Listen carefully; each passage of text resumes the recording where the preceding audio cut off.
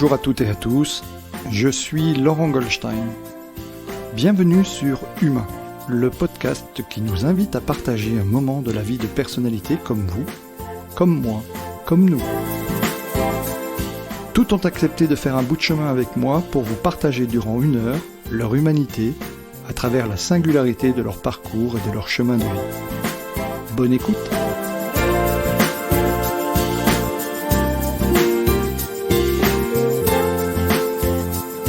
Je suis cette semaine à Paris en compagnie de Martine Voll, présidente d'IDESUP, auteure, spécialiste de la supervision, actrice majeure du monde du coaching en France. Bonjour Martine. Bonjour Laurent. Je suis tout en outre très heureux de passer un moment avec toi et je te remercie pour le temps que tu consacres à cette émission. Est-ce que tu peux te présenter en quelques phrases pour nos auditeurs qui ne te connaîtraient pas et nous raconter ton parcours, comment tu es devenue celle que tu es aujourd'hui ? Merci déjà pour l'invitation. Ouais, c'est un plaisir. Me présenter en quelques mots, c'est difficile. Ouais. Je peux déjà dire que je suis une femme, j'ai bientôt 64 ans, je vis à Aix-en-Provence. Mes enfants sont grands, donc j'ai une activité professionnelle intense, on aura l'occasion d'y revenir. Et j'aime mon métier et j'aime la vie. Alors, tu habites Aix-en-Provence, mais on se retrouve à Paris parce que tu travailles beaucoup sur Paris, en fait. Mais voilà. Ouais. En fait, mon activité professionnelle est à Paris. D'accord. Et le Sud, c'est mon endroit de ressourcement, ma famille, mes amis. Ouais. C'est un endroit refuge. D'accord. Donc, tu fais souvent l'aller-retour, en fait. Oui, tout à fait. Okay. On parlera tout à l'heure d'IDESUP et essentiellement de tes activités professionnelles sur Paris. Qu'est-ce qui t'a amené au milieu des années 90 à t'intéresser à ce qui a été le cœur de ta profession pendant de nombreuses années, c'est-à-dire celle de devenir coach? Tu as été une des premières coachs en Europe à obtenir le prestigieux label Master Coach certifié délivré par ICF. Comment ça t'est venu? Je n'ai pas fait exprès. J'ignorais tout de ces professions de consultant, coach... formateur, je connaissais. J'avais toujours une façon d'envisager l'activité professionnelle comme une passion et un hobby. J'ai eu plusieurs métiers, peut-être qu'on y reviendra. Je venais de faire le tour d'un certain nombre de métiers. 95, c'est une année charnière, où je me dis, mais finalement, dans tout ce que j'ai fait dans ma vie comme métier, il y a toujours eu un fil conducteur, c'est mon intérêt pour les récits, les histoires des gens, les histoires des autres. J'avais des compétences d'écoute développées au fil de l'eau, au fil de ma vie. Et j'avais décidé une rupture professionnelle, de refaire des études, faire une fac de psycho. Et je me disais, mais ce que je suis en train d'apprendre, peut-être que je pourrais le restituer d'une manière ou d'une autre à des personnes qui pourraient en avoir besoin. Non pas que j'irais leur enseigner quelque chose, mais peut-être que ma façon de penser, associée à leur façon de penser, pourrait enrichir. Donc tout naturellement, en 95, j'ai l'idée d'utiliser ce que je suis en train de voir en fac de psycho pour les entreprises. J'hésite à ce moment-là. Soit je deviens thérapeute, soit je retourne dans l'entreprise, ce qui est mon univers de prédilection. Et je me dis, je retourne dans l'entreprise et je vais faire ce tiers extérieur et je vais aller voir des personnes en leur proposant mes services. En disant, que ce soit pour un objectif individuel ou que ce soit pour un objectif d'équipe, faire venir chez vous un tiers extérieur qui va vous poser des questions auxquelles vous n'auriez pas pensé, va probablement susciter d'autres idées. Et je finis par proposer ce service. Alors à l'époque, je suis un pied en France, un pied en Suisse. Je vais voir des entreprises françaises, des DRH me reçoivent, acceptent de me recevoir 1 heure, les entretiens durent 2 heures. Et à la fin, ils me disent, Madame, on ne doute pas de vos compétences, mais vous n'avez ni référence dans ce métier, ni diplôme correspondant, donc on ne sait pas vous vendre à notre propre patron.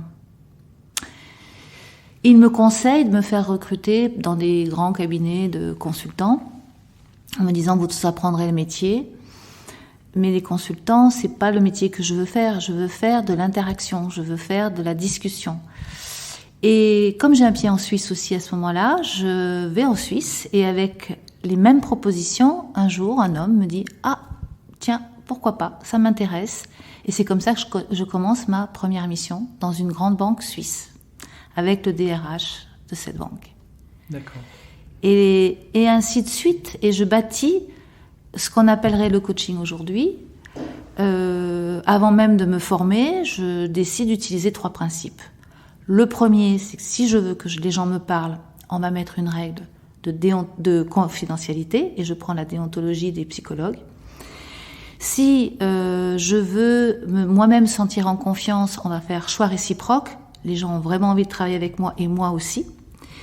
Et le 3e point, j'ai été chef d'entreprise avant. Si l'entreprise paye quelque chose pour un de ses collaborateurs, ça va de soi qu'on aura une transparence sur les objectifs. On en parlera avant, on en parlera après.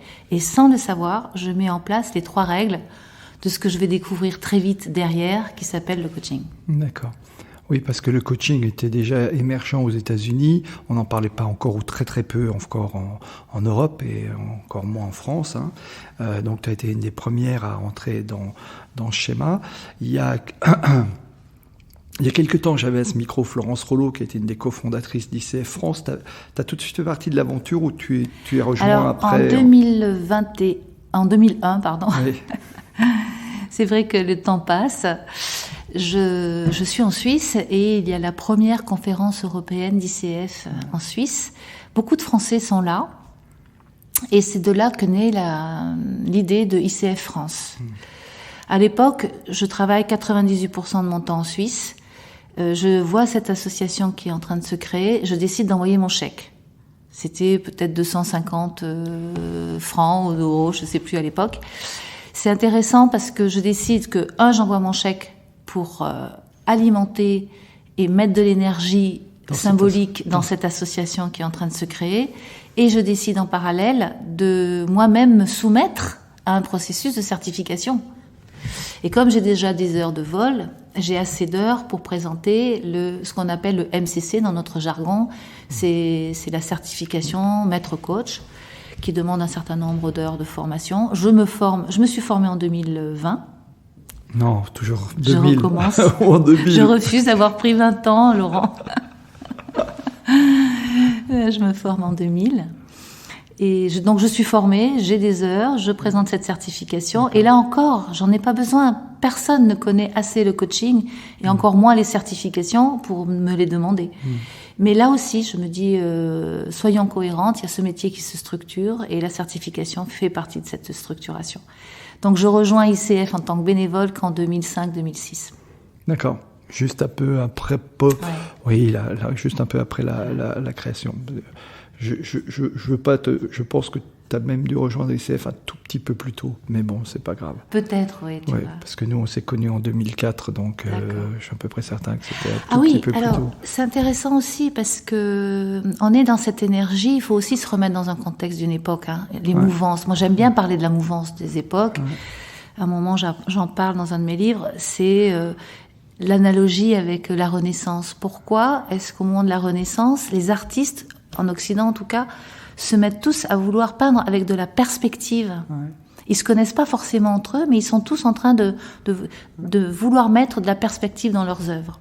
Alors on connaît la Joconde avec Léonard de Vinci, qui est un vraiment pionnier dans ce domaine, puisqu'au-delà de ce fameux sourire, ce que je trouve intéressant dans cette œuvre, c'est le fait qu'il y a un premier plan avec les mains de la Joconde, un deuxième plan avec la Joconde, et derrière un paysage. On commence à faire cette recherche de perspective. Et bien là, on est exactement dans la même histoire. C'est-à-dire que l'accompagnement existe depuis des décennies, sous plein de formes différentes.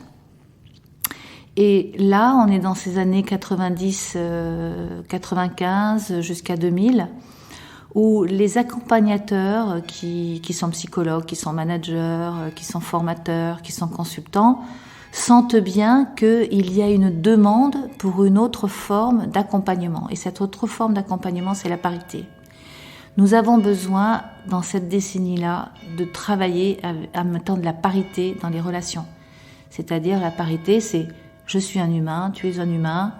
Il y a une forme d'égalité dans la parité, avec des savoirs différents, bien sûr, des compétences différentes, Mais on ne va plus être dans cette posture de sachant qui enseigne, qui explique et qui propose des concepts ou des grilles de travail dans des univers où ces grilles de travail sont devenues obsolètes. Donc on comprend que le monde se complexifie et qu'il y a besoin on parlerait aujourd'hui de co-construction, de co-création, mais on y est déjà à cette époque. D'accord.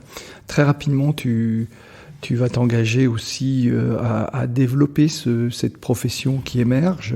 Tu vas prendre des responsabilités au-delà de ton activité professionnelle.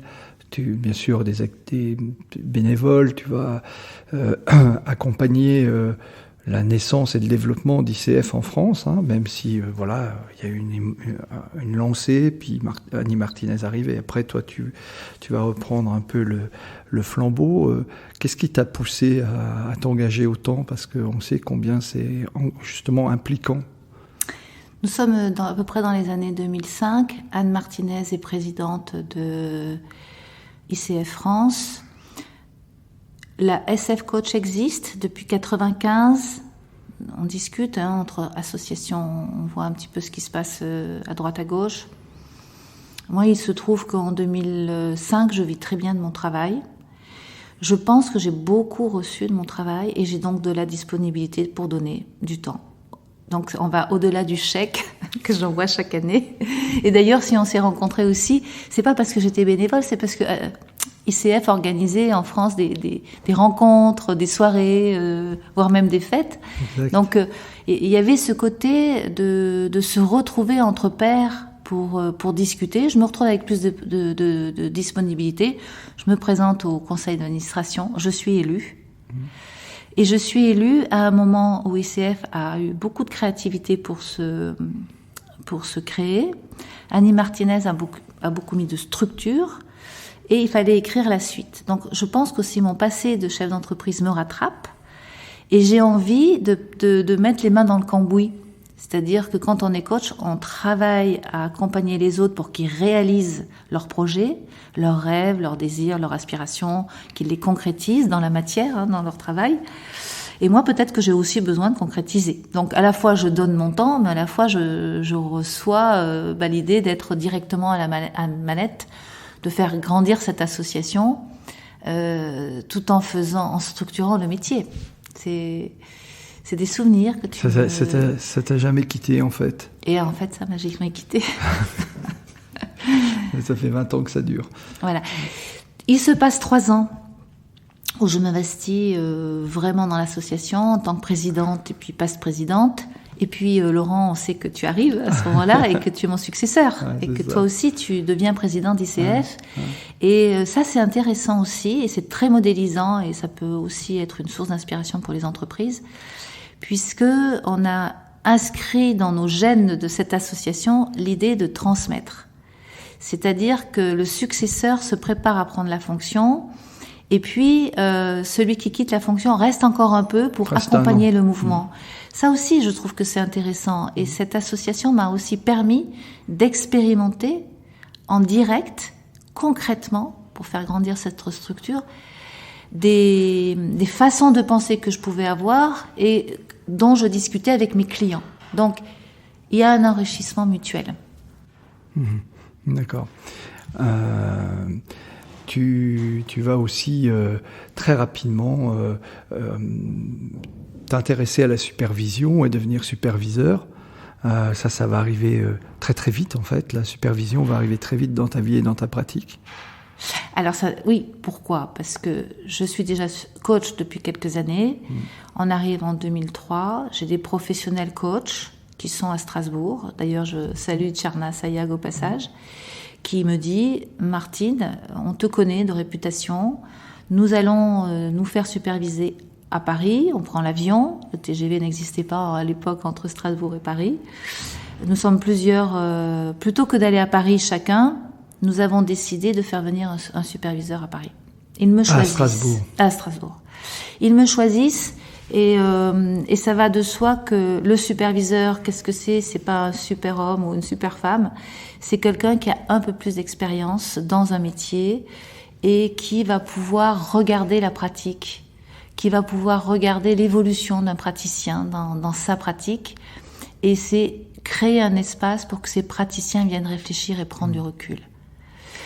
Lorsqu'on accompagne un client, il faut savoir qu'il y a une forme de contamination émotionnelle de ce que vit le client dans son entreprise. Nous, on est coach, on arrive dans cette entreprise, on est là pour aider à résoudre des problèmes ou au contraire à trouver des voies de développement. Donc ça peut être pour le meilleur et pour le pire que nous intervenons. Et nous pouvons être pris sur le plan émotionnel par le système, par la façon les règles implicites du système. Donc avoir un superviseur, c'est sortir de cette prison, quelque chose qui pourrait être emprisonnant, pour prendre du recul et revenir travailler en ayant retrouvé toutes nos compétences et vraiment être là au service du client. Donc j'ai cette pratique, des professionnels me demandent, je deviens superviseur à ce moment-là. Là encore, tu as été... alors, j'ai envie de dire, même si la supervision a existé aussi dès le début du coaching, mais tu as été un peu pionnière dans l'animation de groupe, la mise en place de groupes de supervision. Ça s'est fait très très rapidement. Et puis, quelques années après, tu vas créer la première, je crois que c'est en 2014, la première formation à la supervision, en fait, c'est ça? Oui. 2014, c'est le moment où je me dis, mais ça fait plus de 10 ans que je pratique la supervision. Là encore, il y a deux choses. Il y en a une, je vais commencer par où j'en suis. J'ai un besoin de formaliser ma pratique. J'ai un besoin de m'arrêter pour me dire, mais qu'est-ce que je suis en train de faire depuis 10 ans?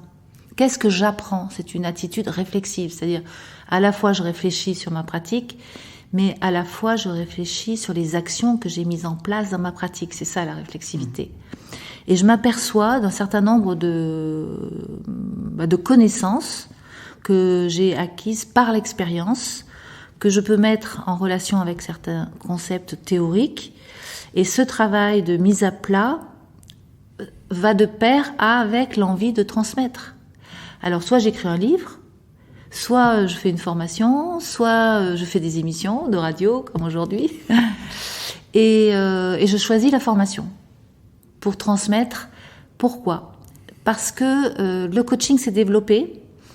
Il y a quelques superviseurs connus, j'ai la chance d'en faire partie, et je vois bien qu'il y a aussi besoin de supervision, de démocratiser la supervision, de mieux faire comprendre la supervision, mais aussi de structurer ce métier. Pourquoi? On a besoin d'espace pour penser les choses quand on fait un métier. Et il manque un peu, à mon goût, d'espace pour penser à qu'est-ce que nous faisons lorsque nous pratiquons. La formation me semble être le meilleur endroit, et donc les premières personnes qui viennent dans ces formations sont déjà superviseurs pour la plupart, et ont envie d'avoir cet espace pour réfléchir, comme moi j'ai eu besoin de le faire toute seule, ont besoin. Donc c'est peut-être plus un espace de réflexion au départ qu'un espace de formation. Et puis chemin faisant, avec les années qui passent, bien sûr que mon processus s'est professionnalisé aussi, et qu'aujourd'hui je suis dans des processus de formation. D'accord. C'est-à-dire au tout début, tu crées cet écosystème de réflexion sur la supervision. Tu le fais à travers Present Consulting, donc. Et à quel moment arrive l'idée de cette société IDSUP? Alors elle arrive 1 an plus tard, c'est-à-dire que je commence une première formation avec des explorateurs, superviseurs pour la plupart, qui sont là, les pionniers, je les appelle. Et puis je m'aperçois que ça a beaucoup de sens grâce à cette première expérience. C'est là où je crée IDSUP 1 an plus tard, qui est l'Institut du développement de la supervision, avec cette idée que à la fois il y a des formations pour les personnes qui veulent prendre conscience des compétences que nous avons à développer lorsque nous sommes superviseurs, sur quoi on peut s'appuyer, avoir des boussoles pour se repérer, etc. Et à la fois avoir une communauté qui va pouvoir, avec les alumni de la formation, avoir aussi une attitude de chercheur, recherche et développement, partage d'expériences, pour qu'il n'y ait pas que la formation, mais que l'Institut du développement de la supervision soit bien un institut du développement. Il y a aussi une partie laboratoire, soit bien un institut. D'accord. Comment fonctionne IDESUP aujourd'hui et comment on y accède, voilà, quelle est la démarche pour quelqu'un qui nous écouterait, qui dit tiens j'aimerais bien, ça m'intéresse. Alors il y a un site, oui. Bien sûr, et le site idesup.fr qui permet de se connecter et de voir les propositions. D'ailleurs dessus il y a un certain nombre d'articles intéressants. Il y a des articles écrits par moi et par des alumni. Oui.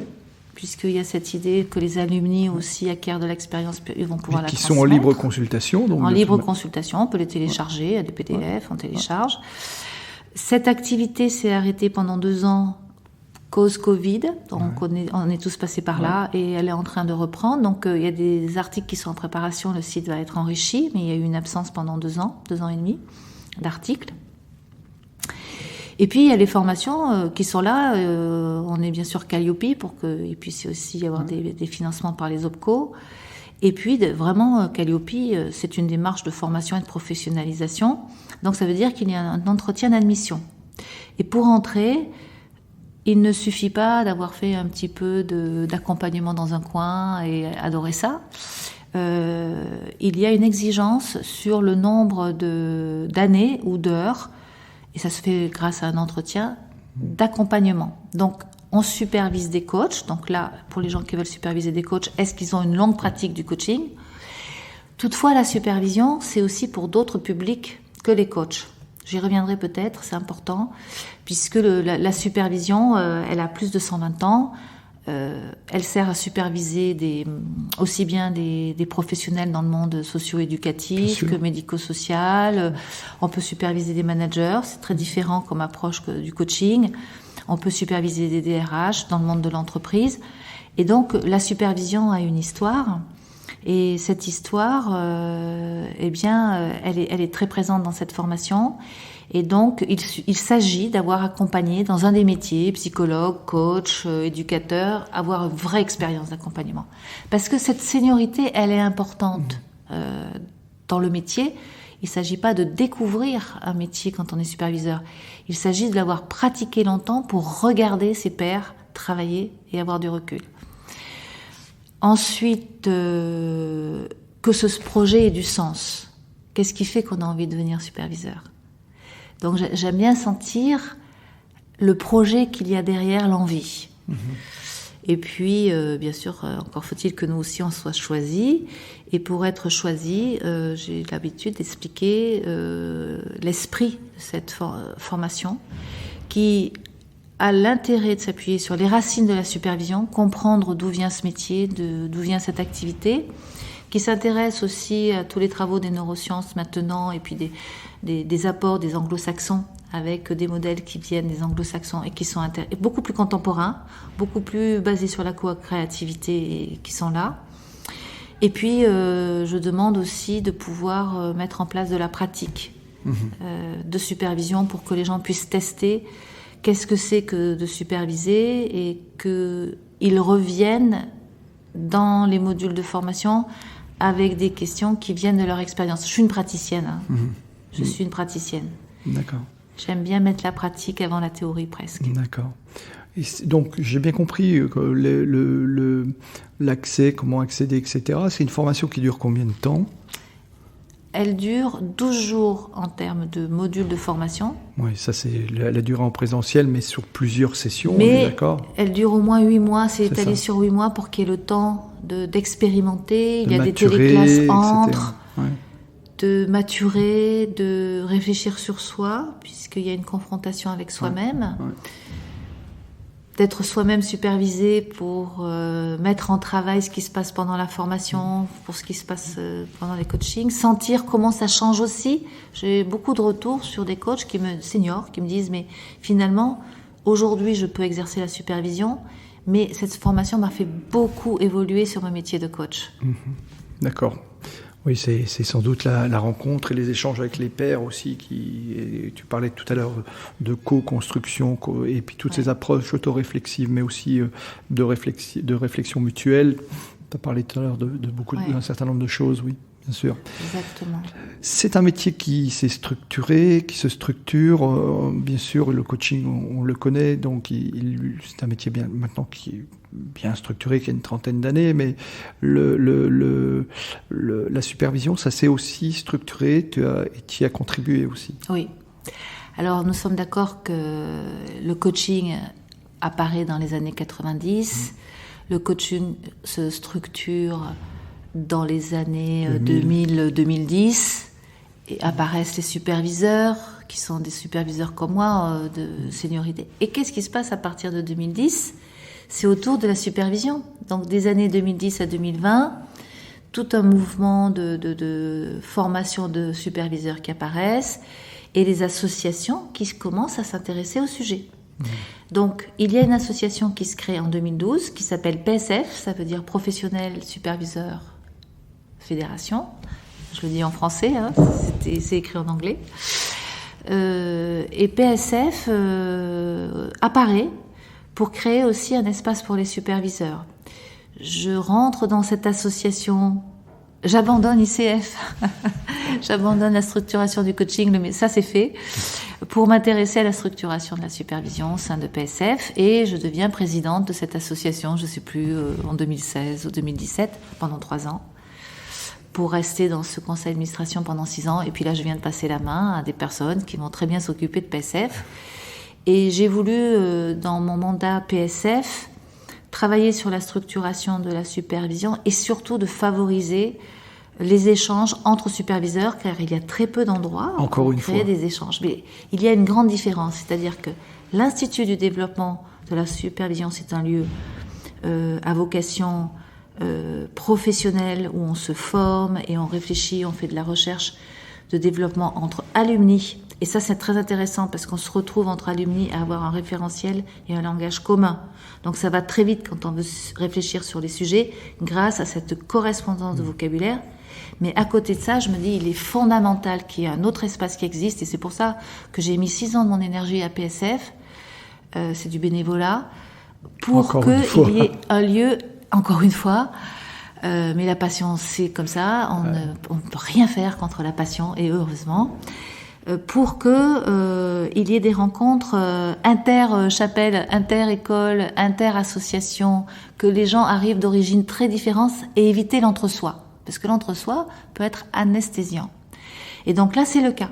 On a des gens qui sont coachs, qui sont devenus superviseurs, mais coachs qui arrivent d'ICF, de l'EMCC, de SF Coach, des personnes qui ne sont pas coachs parce qu'ils viennent d'autres métiers du milieu médico-social. Médico-social, que tu connais bien d'ailleurs pour le milieu. Voilà, et surtout, cette connexion à l'ANSE. Alors, l'ANSE, qu'est-ce que c'est ? C'est une association européenne qui chapeaute les fédérations ou les associations de superviseurs en Europe. Et la France n'était pas représentée dans cette association. Donc maintenant, nous sommes affiliés à la NSE. Donc PSF, je dis nous, tu vois, je suis encore super impliquée. Nous, PSF, j'en fais plus partie, nous sommes associés à cette... Pourquoi ? Pour avoir des échanges interpays. D'accord. Alors comme tout ça, en 2019, un peu avant, me semble-t-il, en plus, avec PFS, tu vas aussi contribuer à la co-construction du CIMAX aussi. Alors, le CIMAX, qu'est-ce que c'est ? Parce que tu étais encore une cofondatrice aussi. Pourquoi ? Parce que, je dis PSF est un lieu de rassemblement. Donc, nous avons besoin de nous enrichir avec des échanges européens. Mais quelle existence avons-nous en France ? Comment nous pouvons contribuer ? Donc, j'apprends que les 3 grandes associations de coachs se rassemblent pour réfléchir, et c'est génial. Elles ont toutes les 3 des cultures très différentes. Elles se mettent d'accord pour réfléchir à un syndicat interprofessionnel des métiers de l'accompagnement de coaching et la supervision. Donc, en fait, c'est toi qui amènes le S de supervision. Non, parce que le MCC a cette double vocation de s'intéresser au coaching et à la supervision. Donc PSF, de fait, va être dans ce syndicat. Et je fais partie des cofondatrices pour que PSF soit dans ce syndicat. D'accord. Alors, avec toutes ces activités, on pourrait se dire, mais comment tu fais pour gérer tout ça? Mais en plus de ça, tu as sorti, il me semble, c'est l'année dernière, le temps passe tellement vite, tu vois, toi, moi-même aussi, je me perds. Oui, aujourd'hui. Tu es l'auteur d'un super bouquin qui s'appelle La Bible de la supervision. Alors, qu'est-ce qu'on y trouve dans cette Bible? Alors effectivement, ce livre... Alors, il est aux éditions Erol. Hein. Oui, il est sorti le 19 mars 2020. Ben voilà, Ah oui, ça fait 2 ans maintenant. Oh. Alors, ce livre, il a une histoire particulière. Il sort 2 jours après le premier confinement. Les librairies sont fermées. Alors, nous sommes dans un contexte particulier. Pour autant, c'est un livre qui est très généreux. Pourquoi? Parce que ça fait 3 ou 4 ans que j'enseigne dans cette école la supervision, les compétences du superviseur. Il a fallu structurer énormément de choses et je décide de tout donner dans ce livre. Donc, il y a à la fois une partie où on a l'histoire de la supervision, comment les associations de coachs se sont appropriées ce métier qui est bien plus large que le coaching. Il y a une partie comment on se repère, avec des boussoles sur quoi on peut réfléchir, comment on écoute les demandes, une partie avec les compétences, et puis une partie, la 4e, où j'ai noté 17 types de processus de supervision. Certains sont plus contemporains que d'autres, mais ça donne des fiches pratico-pratiques pour les superviseurs. Tout ça, c'est encadré par une introduction et une conclusion. La conclusion, elle est ouverte sur l'avenir, puisque je dis que ce dispositif de supervision va arriver dans les entreprises et il a son utilité et il n'est pas en concurrence avec le coaching. Il a du sens pour les managers, les dirigeants. Peut-être que la plus-value de ce livre serait que j'ai fait l'effort de réfléchir à ce mot supervision qui est un mot valise. Alors la spécificité des mots valises, c'est qu'on peut se les approprier facilement et on a l'impression de les comprendre. Or, il y a tellement de formes de supervision que finalement, il ne veut pas dire grand-chose. Donc, il y a un découpage. J'aime bien prendre la métaphore des enveloppes.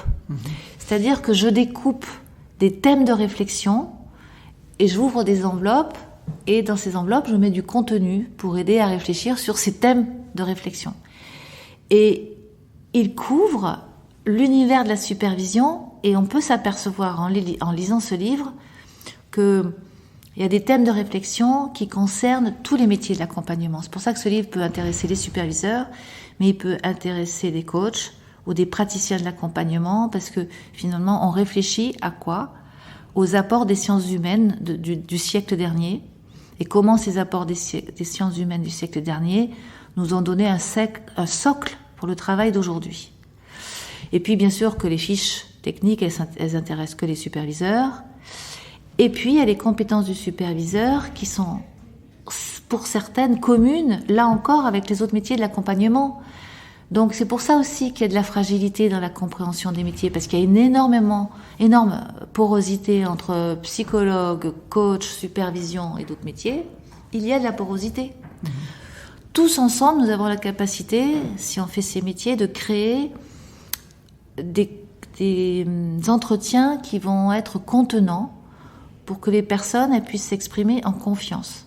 Après, ces métiers n'ont pas la même finalité. Si je vais voir un psy, c'est pour faire un travail personnel. Si je vais voir un coach, c'est pour faire un travail très concret sur quelles sont les solutions que je vais pouvoir mettre en travail dans mon métier. Et si je vais voir un superviseur, c'est vraiment pour prendre du recul par rapport à des pratiques, y compris du recul sur le plan émotionnel. D'accord. Donc c'est un livre qu'on trouve partout, hein. Voilà, il est disponible, j'ai envie de dire dans toutes les bonnes librairies, Amazon, la Fnac. Les bonnes librairies, la Fnac, c'est Erol qui... On le trouve chez Erol, donc voilà. Oui, et puis c'est dans l'état d'esprit d'Erol. Erol fait des livres qui sont des manuels pratico-pratiques. Ouais. Qui était un livre, tu le disais, généreux. Oui. Je suis assez d'accord. En plus, il a une très belle couverture. Voilà. Ce qui ne gâche rien. À quand, si tu as une idée, à partir de quel moment, ça c'est venu assez rapidement, cet intérêt pour l'accompagnement des personnes, mais d'abord tu as été manager dans les entreprises, tu as été toi-même chef d'entreprise. Tu expliques à quel moment est arrivée la bascule, mais antérieurement, est-ce qu'il y a un moment où tu t'es dit, voilà, quand d'autres s'imaginent faire des choses, toi, tu t'es dit, ce que j'ai envie, c'est de transmettre ou de faire de l'accompagnement. Tu te souviens de ça? À quel moment ça remonte? Ça me fait sourire quand tu me poses cette question, parce que j'ai un souvenir qui m'arrive là. Apparemment, ça n'a rien à voir. Mais quand j'avais 17-18 ans, à l'époque, le stop, ça se faisait. Il y a le covoiturage, le Blablacar n'existait pas. Et j'avais peur quand je faisais du stop pour me déplacer. Une jeune fille qui fait du stop. Et donc, j'avais souvent des représentants de commerce qui me prenaient dans leur voiture et qui m'emmenaient d'un endroit à l'autre.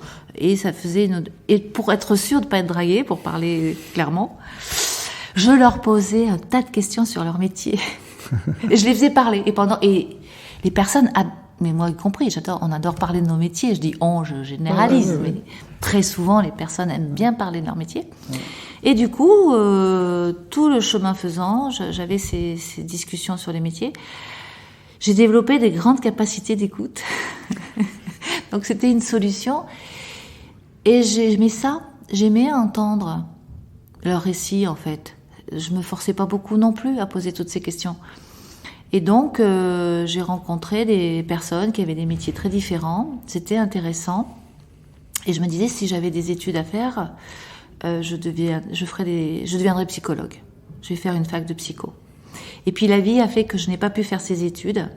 Et j'ai trouvé une autre voie. Et mon premier métier, ça a été dans le monde socio-éducatif, puisque j'ai un DEFA.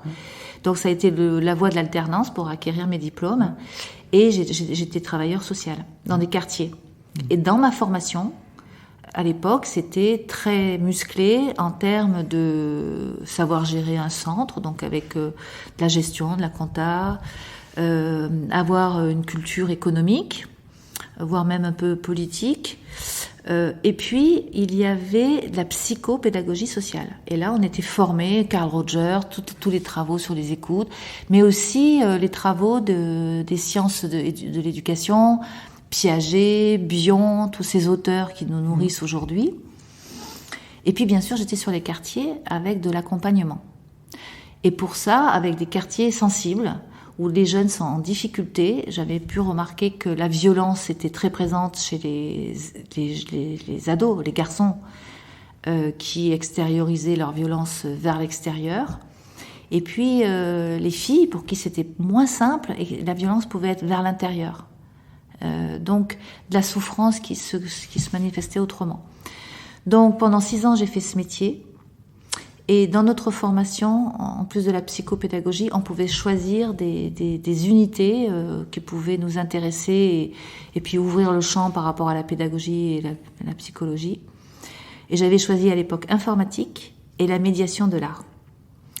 Donc, tous les germes sont présents, puisque je me retrouve en situation pendant 6 ans d'accompagner des jeunes dans des quartiers sensibles. Et puis pendant 2 ans, utiliser une de mes casquettes, qui était la médiation de l'art, dans un musée, où il y avait à Chambéry des expositions d'art contemporain qui étaient vides. Donc je suis allée faire toc-toc pour aller voir le conservateur qui s'occupait de cela, et j'ai dit, écoutez, moi j'ai l'habitude des groupes, j'ai envie de vous proposer quelque chose pour faire venir les gens au musée, et de faire la médiation entre le public et l'art. Et il me dit oui, et il me débloque un budget de vacation, et je me retrouve à faire quelque chose qui est encore basé sur l'écoute, plutôt que de faire des visites commentées sur l'histoire de l'art. Je propose un travail qui est « Qu'est-ce que vous voyez ?» Ça s'appelle aujourd'hui la lecture d'œuvres. C'était très nouveau à l'époque, on n'était pas beaucoup en France à faire ça dans les musées, mais d'inverser, et à partir de la parole du public et de ce que le public voyait, on bâtissait une lecture d'œuvres, et ensuite seulement s'intéresser à des apports théoriques et à l'histoire de l'art. Donc j'ai encore là développé des compétences d'écoute dans des milieux complètement différents. J'arrête tout ça parce que l'informatique aussi, c'est les années 80-84, où je crée une entreprise et je deviens concessionnaire Apple. Ouais, c'est ça. Je deviens concessionnaire Apple. Ça s'est pas fait tout seul. Mais là encore, qu'est-ce qui se passe ? Je suis dans l'écoute parce que le métier est nouveau. On est tous au même point. On devient installateur de systèmes informatiques, on devient formateur de systèmes informatiques que nous-mêmes on ne connaît pas. mais on est tous pareils. Donc, qu'est-ce que je fais le week-end? J'apprends à me servir de l'ordinateur, du logiciel que j'ai vendu, et je propose des formations aux gens. Et là, je suis bien obligée d'écouter leurs besoins, leurs problèmes, et comment on installe, et leurs peurs. Parce qu'on est dans une époque où l'informatique fait peur. Et donc, il faut aussi apprivoiser. Donc, finalement, le fil rouge de mon parcours professionnel, c'est l'écoute. Avec des ados, j'ai pas d'avenir. Ah oui, d'accord, mais si t'en avais un, ce serait quoi? Et on travaille là-dessus. Avec l'informatique, j'ai peur, mais si vous aviez pas peur, vous auriez besoin de quoi? Comment on avance? Et puis avec le coaching, vous voulez aller dans cette direction, le monde est devenu complexe. Bah, moi non plus, j'ai pas les idées, vous non plus, mais si on travaille ensemble, on va les trouver, et on les trouve.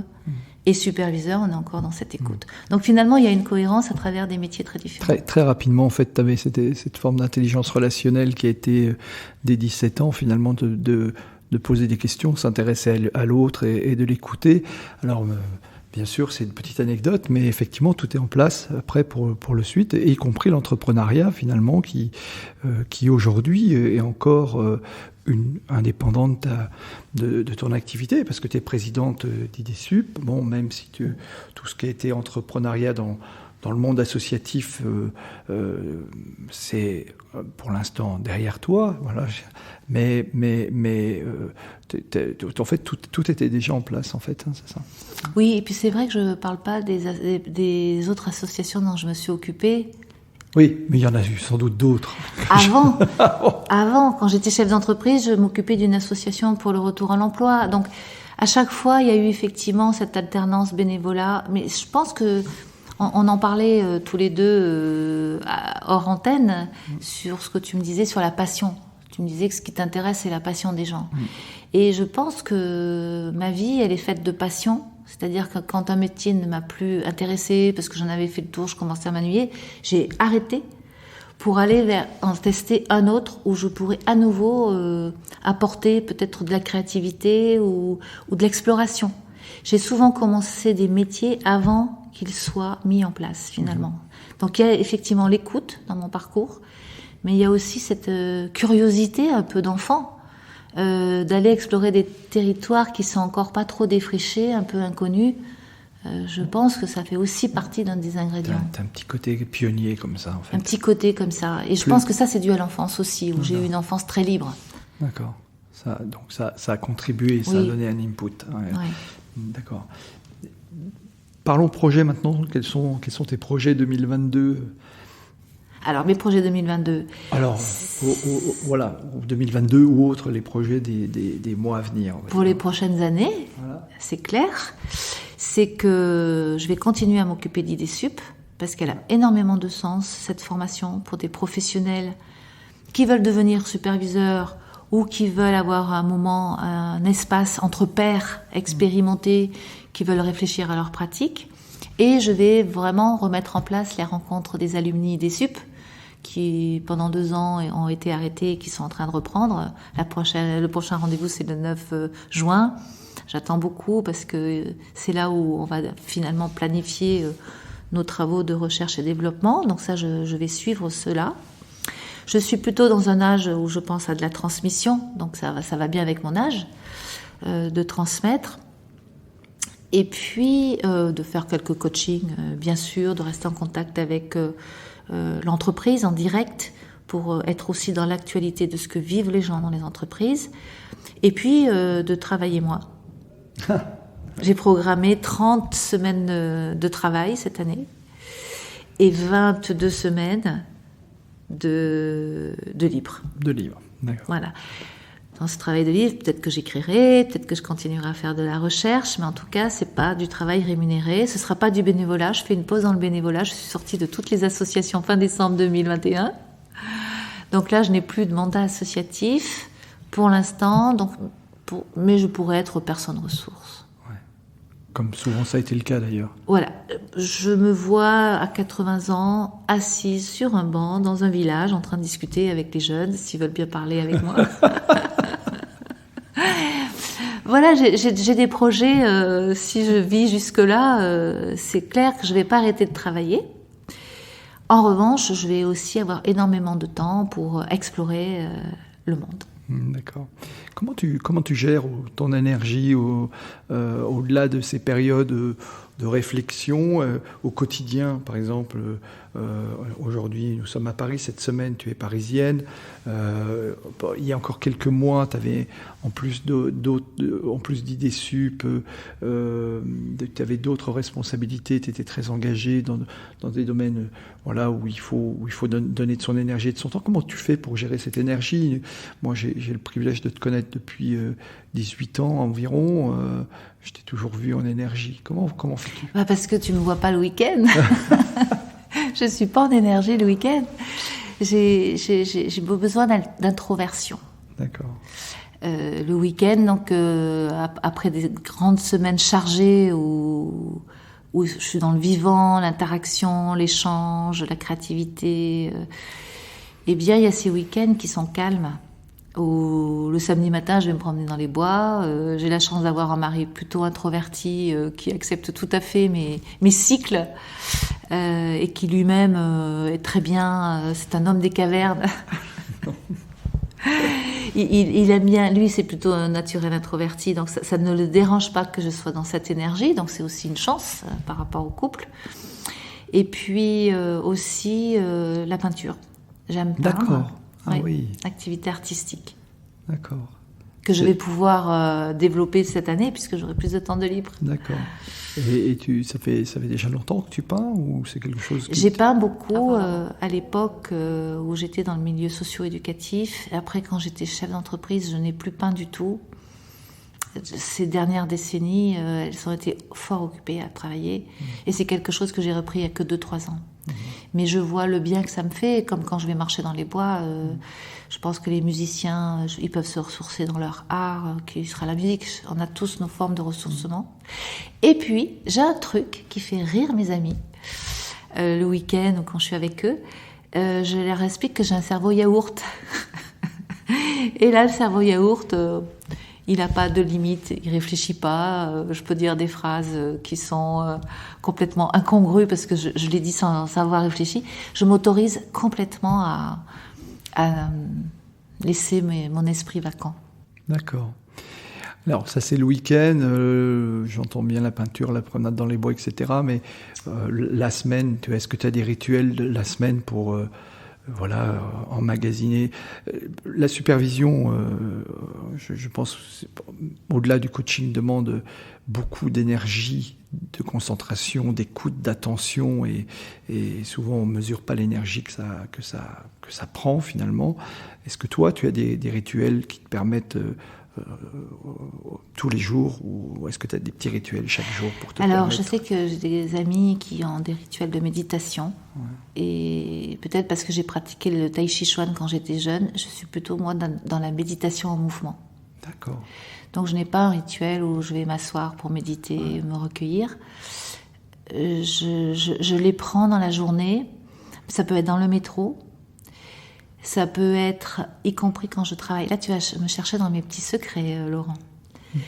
Mais c'est OK. Je peux juste poser des questions. Moi. Non, mais c'est l'effet que ça me fait. Toi, tes questions, elle a cet effet sur moi qui me fait réfléchir. Et je peux même avoir un rituel de repos pendant le travail. D'accord. De coaching ou de supervision, ou même avec un groupe. Volontairement. C'est-à-dire que, mais pas dans n'importe quelle condition. Je suis très attachée à créer des espaces contenants où les personnes vont se sentir en sécurité psychiquement. Ça, c'est technique, c'est ce que je dis. C'est-à-dire qu'avoir un contenant, c'est créer un espace où les personnes vont sentir qu'elles sont en sécurité. Il y aura la confidentialité, il y aura une vraie écoute, sans jugement, avec empathie, certains diraient compassion. Et dans cet espace-là, qu'est-ce qui se passe ? J'ai des personnes qui se livrent vraiment. Parce que cette écoute, elle est sincère. Mais une fois qu'elle est mise en place, je peux me reposer. Et je reçois beaucoup. Et je me dis souvent, mais c'est incroyable. J'éprouve même de l'amour universel. Puisque les personnes, dans cette confiance, mettent en travail, mettre en réflexivité, mettre en élaboration leurs émotions, les transforment en réflexion, les transforment en idées, et elles repartent plus en forme qu'elles ne sont arrivées. Et ça, je reçois de l'énergie de ces personnes. Donc elles me ressourcent. Je les ressource, elles me ressourcent. Donc il y a une circularité dans ce ressourcement mutuel. D'accord. Donc ça veut dire qu'à des moments, une fois que tu as mis ça en place, que le processus est parti, que les gens se livrent, etc., tu es capable d'avoir cette écoute flottante, j'ai envie de dire, qui te permet d'être présente tout en ayant un petit moment, je ne vais pas dire de pause, mais tu dis de repos, c'est ça en fait? Oui. Ouais. Nous avons des métiers qui nous font travailler énormément sur nous-mêmes. Ouais. Donc, ça ne veut pas dire qu'on a dégagé toutes les blessures, les failles que la vie nous a amenés à avoir, mais on les a regardées, on a travaillé dessus, on rencontre des personnes qui ont les mêmes ou des choses très différentes. Ça n'empêche pas tout ça, mais il y a une vigilance. Pour autant, une fois que ça a été posé, c'est intéressant de voir la magie de nos métiers et ce qu'ils nous apportent. Donc il y a possibilité de se ressourcer, même si par ailleurs il y a une forte exigence, parce que nous prenons soin des gens que nous accompagnons. Alors, de la même manière, quel est dans ton souvenir le meilleur conseil qu'on t'ait donné à toi? Si un jour on t'en a donné un ou une rencontre comme ça qui t'a marqué. Le meilleur conseil qu'on me donne, que je n'arrive pas trop à écouter, c'est prendre un peu plus soin de moi, parce que paradoxalement, c'est pas toujours évident, même si on parle de ces moments de ressourcement, que je sois assez focalisée sur le propre soin de moi. C'est un défaut que je rencontre chez beaucoup de professionnels, mes pairs et mes collègues. C'est le meilleur conseil. Est-ce que j'arrive à l'appliquer tout le temps? Non. Pour autant, il fait son chemin. Vas-y.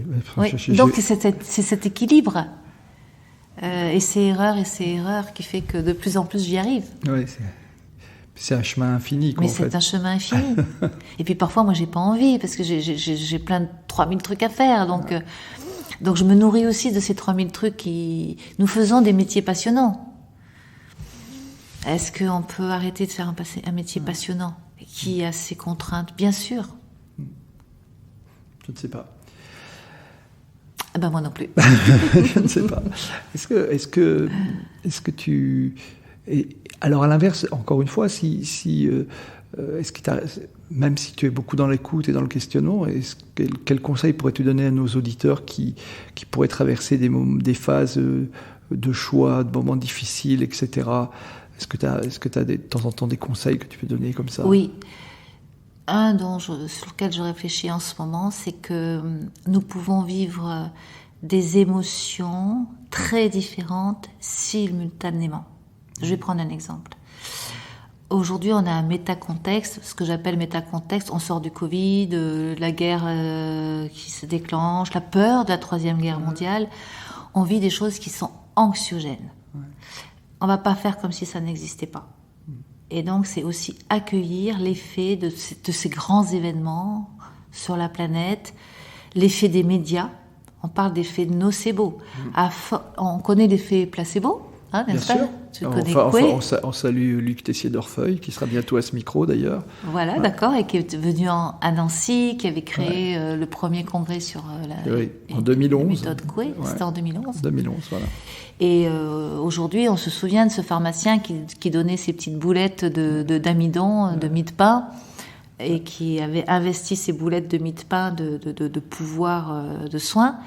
Et parce que le patient avait confiance dans ce pharmacien, il croyait vraiment à l'effet de ces boulettes de pain, qu'il y avait un effet. C'est l'effet placebo. Et dans ce même congrès, nous avions eu... Le professeur Patrick Lemoine. Voilà, qui nous avait parlé de l'effet nocebo. Absolument. Et qui nous annonçait déjà à l'époque qu'à force d'entendre des nouvelles négatives, nous avions cet effet nocif et qu'on pouvait se laisser contaminer. Donc, soyons conscients que cette contamination et que nous pouvions du coup déraper sur des dépressions et des effets anxiogènes dangereux, disait-il. Eh bien, on y est. Donc, soyons conscients que nous avons de l'anxiété, la peur de la mort, la peur de la souffrance, elle est là. Pour autant, nous avons aussi plein de bulles de vie où nous pouvons vivre cette discussion que nous avons tous les deux. C'est un bon moment que je passe. En tout tout cas, des amis, des confrères, allant chercher la plus petite goutte de rosée que la vie nous apporte au jour le jour pour vivre aussi les joies, pour vivre aussi des bonheurs éphémères parfois des bonheurs plus grands, et que l'un n'empêche pas l'autre. Et puis, il y a aussi quelque chose qui pourrait créer de l'inquiétude, et en fait ce sont que des étapes, c'est que nous avons des cycles de vie. Comme les enfants, on s'intéresse à la vie des enfants et à leur croissance. Adultes, nous avons aussi, quand nous sommes dans un cycle de vie où on connaît nos projets, on sait ce qu'on fait, on peut avancer sur nos projets, ça crée un certain bonheur. Et puis un jour, on arrive à l'épuisement de ce cycle parce qu'on a envie de passer à autre chose, on commence à s'ennuyer, mais on n'est pas encore dans le nouveau cycle, donc on est dans l'inconnu. Et cette période de transition, elle a aussi ses sources d'angoisse et d'anxiété. Donc, comment ne pas avoir peur de ces phases de transition qui sont plus ou moins longues? Elles peuvent créer aussi de la peine, de la tristesse ou de la colère.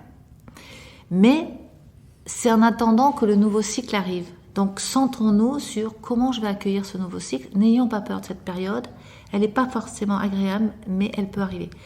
Là où il y a danger, je trouve, c'est quand il y a la conjonction entre des difficultés planétaires qui créent de l'anxiété avec ces périodes de transition dans lesquelles on peut vivre. Je recommande d'être vigilant à cette période-là et de se faire entourer et de chercher les gouttes de rosée. Ouais, les petits moments de bonheur. Mais la vie, elle est aussi pleine de bonnes surprises, donc soyons focalisés là-dessus. Après, chacun fait comme il peut avec ça. Hein. Super. Merci beaucoup, Martine. Où aimerais-tu être si on n'était pas ensemble là? Alors, à quel endroit tu aimerais te trouver? Là. Ok, super. Dans l'ici et maintenant. Alors, oui. Ouais, on a une vue qui donne sur un beau parc. Oui, en plus, là. on a des gouttes de rosée, peut-être pas loin. On arrive au terme de cette émission. Oui. Quel livre nous recommanderais-tu s'il n'y en avait qu'un seul à nous recommander? S'il n'y avait qu'un seul livre à recommander... J'arrive dans mes questions. Tu sais, peut-être c'est l'actualité du moment, il va y avoir une exposition sur Le Petit Prince, le manuel original du Petit Prince qui était dans un musée à New York, là il est à Paris. Mais j'ai pas l'auteur qui vient d'écrire un livre, Qui a tué le Petit Prince? D'accord. Je sais plus quel est l'auteur. Et donc, il reprend l'œuvre du Petit Prince qui a été traduit dans plein de langues. Et puis, Qui a tué le Petit Prince et aussi Qui a tué Saint-Exupéry. Je recommanderais ce livre. D'accord, super. Dernière question. Qui me recommanderais-tu d'inviter à ce micro? René David Etchad. D'accord.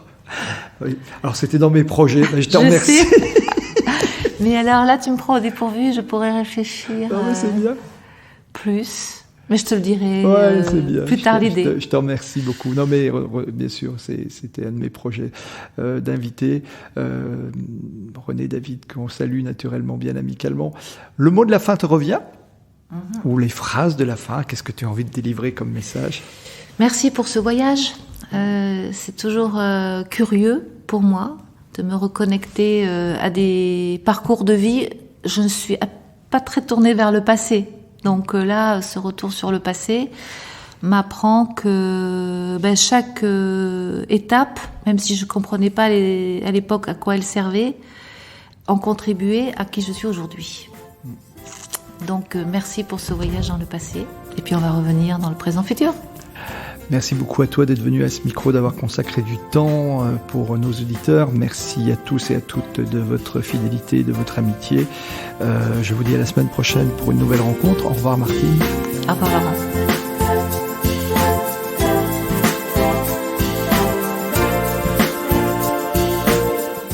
Merci d'avoir écouté cet épisode jusqu'au bout.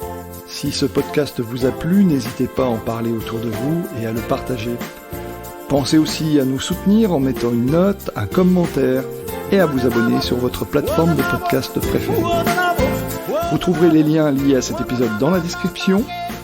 À la semaine prochaine pour une nouvelle rencontre.